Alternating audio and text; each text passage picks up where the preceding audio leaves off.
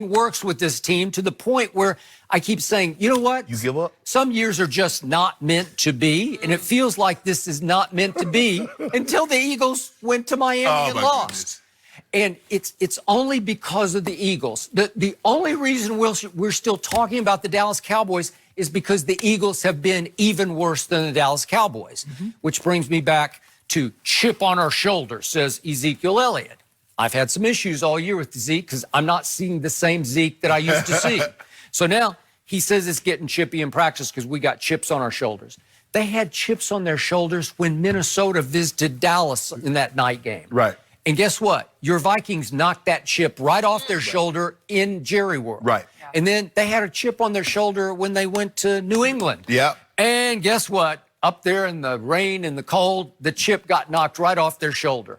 And then they had the biggest chip on their shoulder. Oh, Buffalo, we got a chip on our shoulder for Buffalo. And the Bills came in and beat them worse than anyone's beaten them all year because they just beat them up and beat them down. They did? Okay, so chips are littered all over the turf. They've been knocked off your shoulder again and again. And it brings me back to that night after Buffalo. Who called out the team? Who ranted and raved in the locker room and threw a fit?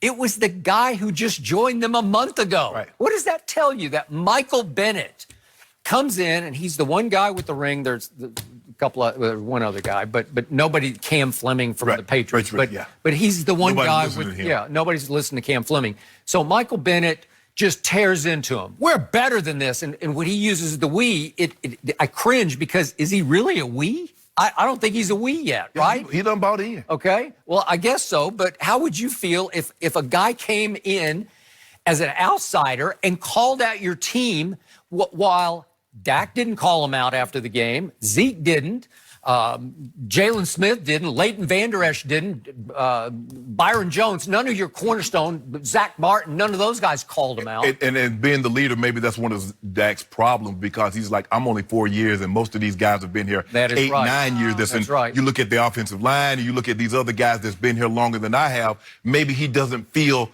it's his place, but it is his place. He's the leader. Yeah. Because I can assure you, Troy Aikman would have called people out. You better believe he would have. So the point is, did Jason Witten call anybody out? No, he's 3 years older than Michael Bennett. This is his 16th year as a Dallas Cowboy. He hasn't been in Seattle or Philadelphia. He's just been in Dallas. Right. Did he call him? Nope, he didn't call anybody out. Did the head coach call anybody out? He doesn't do that. That's not how he's built. Right. So it's weird to me that they're having to rely on this guy from nowhere, Michael Bennett, who's suddenly calling them out. Which brings me back to Dak. And I loved what he said yesterday as opposed to what Zeke said because, to your point, talk is cheap right now. That's how he started this comment. And he said, we've talked a bunch and we got ourselves right to where we are. 6-6. That's where you talk. That's where the talking got. So he says, in a moment like this, I say, hell with talking. So do I. I don't want to hear any of them talk. I just want to see how they play. And then he's talking about for a young guy looking for somebody to figure it out how to do it, you look at me because I'm just going to put my head down and keep doing what I'm doing and work even harder than I worked. Okay, great. That's beautiful. Now it comes back to who are they and what are they? Why are they still somehow weirdly on life support? It's because they beat the Eagles on that Sunday night at Jerry World back on October 20th. And help me out. How did they beat the Eagles? They did something they haven't done all the rest of the year. They forced 2 early turnovers. They took the ball away. Right away. In the very first series, Carson Wentz hits Dallas Goedert. Dallas Dallas does Dallas. And Jalen Smith forces a fumble that they recovered. Right. Okay, beautiful, right? Then touchdown, okay. Bang. Bang. They took it right in and they closed the deal and cashed in with the touchdown. And then right away in the next series, DeMarcus Law strips Carson Wentz and it's a fumble and they recover it. And they get to go short field. They went 14 yards for a touchdown. Okay, that's 14-0. And that game was virtually over right then, right? Yep. Okay, my team since then is 3, overall since the first 3 games, is 3-6. That counts that one win against Philadelphia. And if you look at who they are and what they are, they're 26th in forcing turnovers. 26. Guess what? They're dead last in intercepting passes. Yeah. Dead last? Well, how can I defend that? I can't. So they don't take the ball away. It's hard for your offense just to score points, Skip, when the defense doesn't give them short fields or doesn't give them extra possessions. Right. It's really hard to consistently, like, we're going to score 30 points, but we're going to get it all by offense. You know, they punt the ball to us, and we drive the ball down the field. Okay. No takeaways, no pick sixes, no scooping scores, no short fields. That's hard to do over 16 games. It's hard to do because they've had no pick sixes and no scoop and scores. So in goal-to-go situations where you get it first and goal at the X, right? Where it's under 10 yards to go. In actually scoring touchdowns with goal-to-goal situations, they have scored 67% of the time. That ranks 20th in the NFL. So you have Ezekiel Elliott in your backfield, and you have Dak Prescott, who's a very good goal-to-go runner of the football, and they're 20th in cashing that in on goal-to-goal. Well, doesn't that just sort of sum it up for you? It really does. But, Skip, you keep talking about the talking and all that. You say they talk too much. You know where to get that from? Jerry. All Jerry does is talk. Skip, you know, he had this thing yesterday. What he said is like he wrote some quotes from Ben Franklin where he learns patience or something like that, Skip. Well, I got a quote for you, Jerry. I'm going to see if you like this one. When things go well, you say little. And when they go bad, you say even less. Yep. Because things have been going really bad for you, and you're talking even more. And guess what you got your team doing? Talking right behind you, not playing. So at some point in time, all this right here needs to be followed by this right there.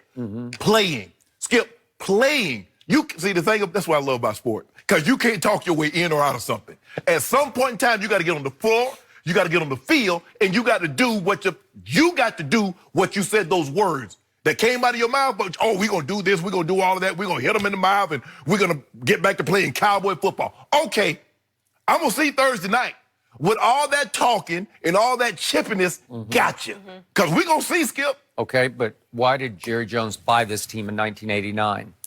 For really one reason and one reason only. He wanted to be the primary spokesman for the Dallas Cowboys. And since 1989, that's a long time ago, 30 he has been the primary spokesman. He knows that that Cowboy Nation waits on edge of seat for his remarks on his radio show early in the week. Fair. Skip. Or when he addresses the media in the middle of the week. Jerry became more famous for owning the Cowboys than he would have been had he still been worth $6 billion and not on the Cowboys. How many people you think would know who Jerry Jones is? Because there are a lot of people, Skip, that got way more money than Jerry Jones.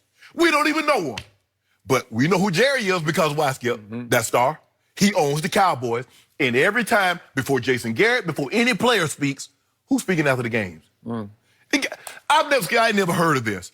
I mean, occasionally an owner would call into a radio show. But to have his own radio show, to have his own TV show.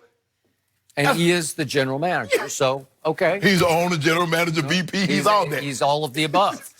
He is, by the way, still a legend in the oil fields in Oklahoma and Texas and Arkansas. So those people knew of him, but nobody outside the oil fields knew anything about Jerry Jones. And now he is the most famous owner in sports. Is there anybody even close? I can't think of anybody. No. I mean, George Steinbrenner used to be. Used to be, right. And that's what, Skip, you said it, and if you look at him, his mentor in pro football was Al Davis. Al Davis taught. Yeah, took him right under his wing the first year. And so he became a cross between George Steinbrenner and Al Davis. He did. And this is true. And voila. Okay, and by the way, his thing is the Ben Franklin method that he uses. I've been using this since I was a little kid to determine a big decision. You just make a line down the middle of the page.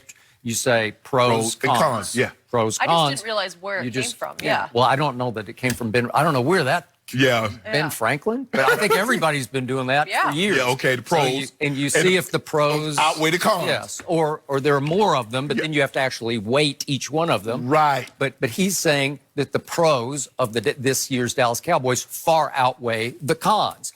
And he said, bottom line, I've made much riskier bets in my life than this one. Like he's betting on a much surer thing in his mind than he has drilling oil wells or whatever. Yeah, I guess because he's looking at it. Because I guess he could somewhat control where he drilled. Skip, he got no control over this. You can assemble the best. You're like, okay, I got the best quarterback, best running back. I got the best of the best of what I can do. But at some point in time, and this is what I'm talking to John, who's not John Elway, who's the general manager. He says it's harder for him now because he got no control. When I play quarterback, I got to control everything, you know what I'm saying? Okay. Jerry got no control now, Skip. Yeah. And what's driving me the craziest is there's still no do or die to any of this because the wildest sort of situation I've ever encountered in trying to for a team to make the playoffs has just happened for the 2019 Dallas Cowboys because truthfully, you realize they can lose the next 2 games, no problem, and still be right in the catbird seat. You know what, Skip? Okay. I think the worst thing that happened to them was the Eagles losing because it still didn't give them a heightened sense of an emergency. There's no do or die. No. If the Eagles had won, now all of a sudden, hold up, we even. Now we mess around and lose a game. Now we got to go there with a chance for the division to be on the line. Well, you could lose your chance to go to Philly and win that game. Right. But now you can lose at Chicago and lose to the Rams, and still you're just fine. Right. All you got to do is go beat them a second time and then close it out against Washington at home, and you win the division. Correct. Well, I've never heard of anything like this. No. So you would win with 8-8. You would get a home playoff game. Right. Yes. Okay. So there's no sense of real urgency right now. No, there's not. And it doesn't really help you if you do beat Chicago and you do beat the Rams. It only helps your motivation. I mean, your momentum and your sort of your self-image. You feel better about yourselves, but it doesn't really get you anywhere. You still got to go win at Philadelphia. Right. So it's like the next 2 games are rendered sort of irrelevant. Well, Skip, here's the thing. If they go ahead and win these next 2 games, even if they lose to Philly, they're still in. They just have to close it out. So they're in a. This is why I felt that the Eagles really didn't put the Cowboys on the hot seat, because had they lost this game, now all of a sudden Chicago, the Rams, this game becomes even magnified. Absolutely. But because you